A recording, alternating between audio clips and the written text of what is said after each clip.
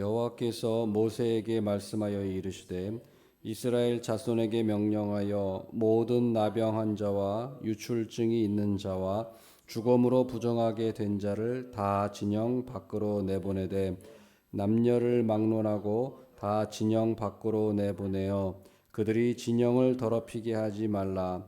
내가 그 진영 가운데에 거하느니라 하시매 이스라엘 자손이 그같이 행하여 그들을 진영 밖으로 내보냈으니 곧 여호와께서 모세에게 이르신 대로 이스라엘 자손이 행하였더라. 아멘. 부정한 것을 내버리라라는 제목으로 하나님 말씀 전하겠습니다. 민수기 1장, 2장에는 먼저 전쟁에 나갈 만한 군인을 계수하고 그리고 진을 어떻게 편성할지 또 이동할 때는 어떤 순서대로 이동할지를 명령하셨습니다. 그리고 이제 3장, 4장에 보면은 제사장들과 레위인들의 인구 조사를 명령하시고요. 그리고 제사장들과 레위인들이 어떤 일을 해야 되는지, 이동할 때는 어떤 순서로 이동하고 뭐 이런 등등의 제사장들과 레위인들이 해야 할 임무들을 이제 3장, 4장에서 말씀하셨습니다. 그리고 또 한 가지 중요한 것은 제사장들과 레위인들을 구별하셨다는 거예요. 그 3장, 4장에 보면 제사장들과 레위인들을 구별하시는데 구별하시는 그 이유가 무엇이냐? 그것은 일반 백성들이 하나님께 그냥 나오면은 다 죽습니다. 그래서 그 완충지로 제사장들과 레위인들을 구별해서 따로 세우고 그들로 하여금 이제 성막에서 일을 하게끔 하시는 거예요. 그래서 민수기 그 3장 10절에도 우리 하나님께서 이렇게 말씀하셨습니다. 너는 아론과 그의 아들들을 세워 제사장 직무를 행하게 하라. 외인이 가까이 하면 죽임을 당할 것이니라.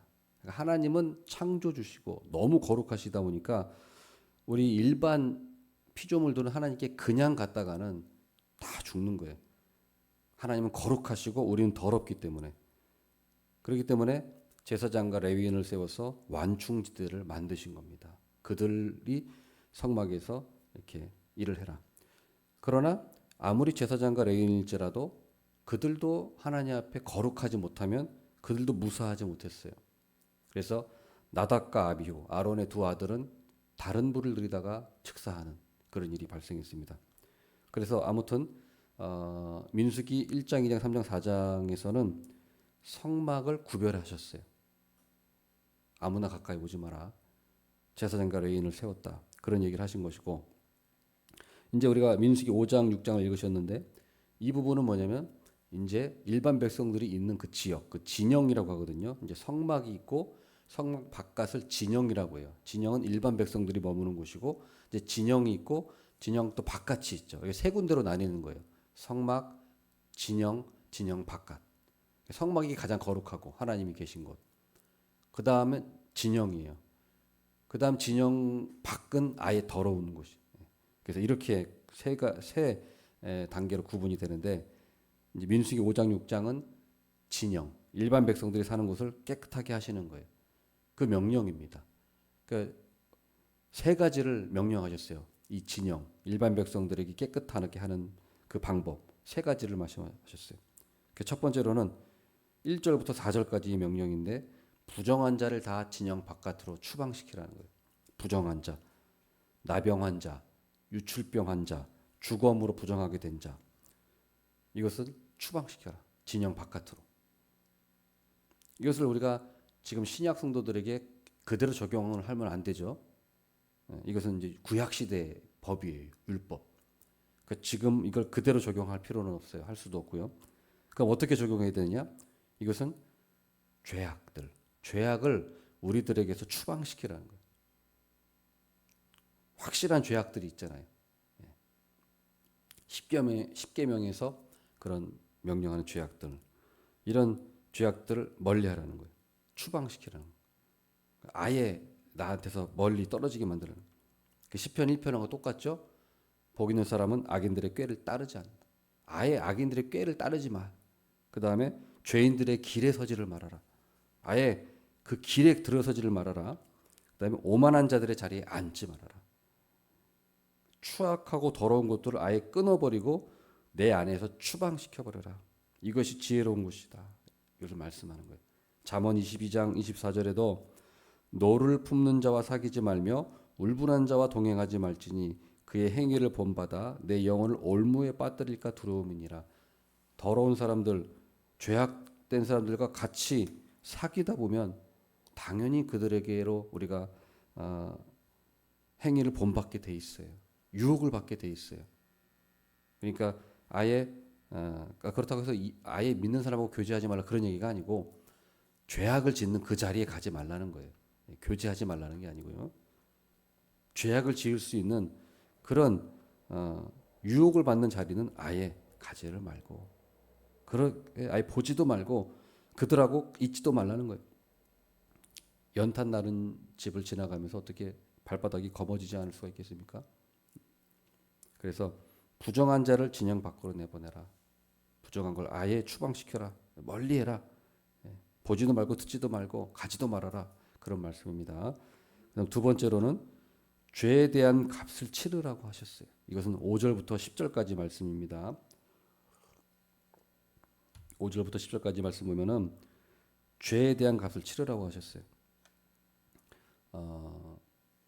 그 죄에 대한 것을 치르라고 한 것은 뭐냐면 이것은 은밀한 죄에 대해서 발각되지 않은 죄.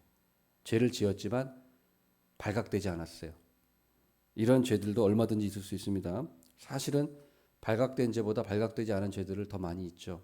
그런 죄들이 더 많이 있습니다. 예를 들어서 뭐 뇌물을 준다거나 뇌물을 줘서 내가 승진을 했다거나 뇌물로 인해서 내가 무슨 이익을 받다거나 그건 걸리지 않으면 뭐 아무 문제가 없죠. 뭐 또 불법을 저질렀어도 법망을 교묘히 빠져나가는 그런 수가 참으로 많습니다. 실제로 우린 살다 보면 그런 일이 많아요. 진짜 벌 받아야 할 큰 죄는 잘 넘어갑니다. 그러나 조그만 죄, 피레미들은 잘 처벌받아요. 우리나라도 그렇지 않습니까? 수억, 수십억 불법적으로 막 탈루하고 탈세해도 승승장구하지만 고작 배고파가지고 빵 한 조각 훔쳐 먹었다고 그거는 즉각 그냥 감옥에 들어가 쳐넣습니다. 얼마 전에도 뉴스에서 많이 그 몇 년 전에도 나왔죠. 그 버스 기사가 800원 횡령했어요. 버스 요금 800원 횡령했는데 해고 조치 당했습니다. 그런데 그 판사가 그런 판결을 내렸던 판사가 정작 검사가 유흥주점 가가지고 몇백만 원 접대받은 것은 또 아무 문제 없다고 또 넘어가 버렸어요. 같은 판사가.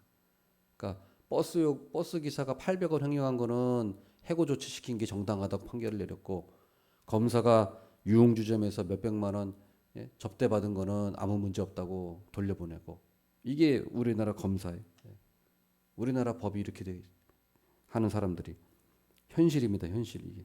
그러니까 발각되지만 않으면 장땡인 거죠. 그러나 우리 하나님께서는 오늘 무슨 말씀하시냐면 발각되지 않을지라도 네 양심을 살피라는 거예요. 내 양심을. 우리 기독교인은 양심이 중요합니다. 양심이 더러운 사람은 기독교인이라고 말할 수 없어요. 기독교인은 반드시 양심이 깨끗한 사람이에요. 그래서 하나님께서 그거를 깨끗하게 하라는 거예요. 내면을 깨끗이 하라는 거예요. 첫 번째 아까 부정한 자를 진영 밖으로 추방하라는 거는 외적인 죄를 깨끗하게 하라는 거고 지금 5절에서 10절 말씀 죄에 대한 값을 치르라는 거는 내면의 죄를 버리라는 거예요. 그래서 은밀한 죄도 있지만 발각되지 않을지라도 양심에 꺼리 끼는 게 있다면 그 죄값을 치르라는 거예요. 그래서 그것을 갚아라. 그래서 말씀에도 5분의 1을 더하라고 말씀하시죠. 5분의 1. 5분의 1을 더해서 갚으라고. 그래서 하나님께만 죄를 자백하고 끝내지 말고 거기서 끝내지 말고 정말 잘못했으면 그거를 고치고 갚으라는 거예요. 갚으라. 우리는 이 사실을 분명히 명심해야 합니다. 버젓이 교회 헌금을 횡령해 놓고 하나님께만 죄를 용서한다고 그 죄를 하나님 용서해 주시지 않습니다. 정말로 자기가 잘못했던 걸 인정한다면 하나님께 자복하고 그 다음은 그 죄를 갚아야 돼요. 돌려놔야 돼요. 아, 내가 이 부분이 잘못됐구나. 돌려놓을 뿐만 아니라 5분의 1을 더해야 돼요. 자기가 잘못한 피해 보상을 해야 돼요. 그러니까 우리 하나님께서는 하나님께만 죄를 용서했다고 끝내는 것이 절대 아닙니다. 진정으로 네가 자복했다면 먼저 하나님께 자백하고 그 다음에는 피해받은 사람에게 보상을 해야 돼요. 배상을 해야 돼요. 돌려놔야 죄값을 치러야 됩니다. 이것이 하나님의 정이고 하나님의 말씀이에요. 그래서 이것은 내면적인 양심의 문제입니다. 이런 내면의 죄를 깨끗이 하라는 거예요. 그 다음 마지막으로 세 번째, 부부관계에서 지은 죄를 깨끗이 해야 합니다. 11절부터 31절까지 말씀이에요. 부부관계에서 지은 죄를 깨끗이 해야 돼요. 여기서 구체적으로 어떤 얘기 나오냐면은 만약에 남편이 아내가 간통한 것으로 의심스럽다. 의심이 생겼을 때 어떻게 해야 되는지 그 절차가 나와요. 복잡한 절차가 나오면 간단하게 얘기하면은 남편이 그 아내를 간통죄고 의심이 된다. 그럼 아내를 제사장에게 데려갑니다. 그러면 그 제사장이 토기에 물을 담아요. 물을 담고 성막 바닥에 티끌을 좀 집어가지고 거기 토기에 넣습니다. 그리고 저주의 말을 두루마기에 써서 그 물에 빨아서 그 토기에 있는 그 물을 마시게 해요. 아내에게.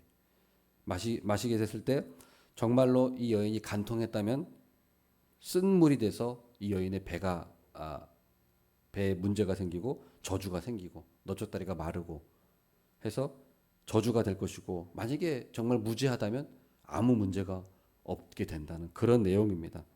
하나님께서는 왜 이런 법을 제정하셨을까요? 이런 복잡하고 좀 그런 좀 약간 우리가 보기에는 좀 미신 같기도 하고 그런 법입니다. 그러나 하나님께서는 이렇게 명령하신 것은 여러 가지 이유가 있지만 어쨌든 가정을 지키기 위한 거예요. 그 당시에는 남편이 아내를 의심해서 아무 증거도 없이 그냥 의심스러우면 그냥 버려버리는 그런 일들이 비일비재했다고 해요. 예. 그러니까 이게 어떻게 보면 이것은 무고한 피해를 막기 위한 거예요. 그렇게 아내들이 무고한 피해를 당한 걸 하나님이 막으신 거예요. 그래서 아내에게 어떤 피해를 막은 거예요. 근데 남편에게도 이게 좋아요. 의처적인 남편이 있잖아요. 의심 있는 남편들. 그런들에게는 이것은 딱 하나님께서 재판해 주시는 거기 때문에 만약에 어떤 이게 밝혀진다면 남편도 더 이상 의심할 그런 필요가 없어지게 되는 거죠. 그러니까 이 법은 아내에게도 좋고 남편에게도 다 좋은 거예요. 그래서 어쨌든 이 법을 명하신 이유는 하나님께서 가정을 지켜주시기 위한 거고, 결국에는 무슨 말씀이냐면 부부간의 어떤 정결한 부부관계를 하나님 명령하신 거예요. 정결한 부부관계. 정결한 부부관계가 돼야 가정이 세워지죠. 부부관계가 정결하고 바로 세워져야 가정이 세워지는 거예요.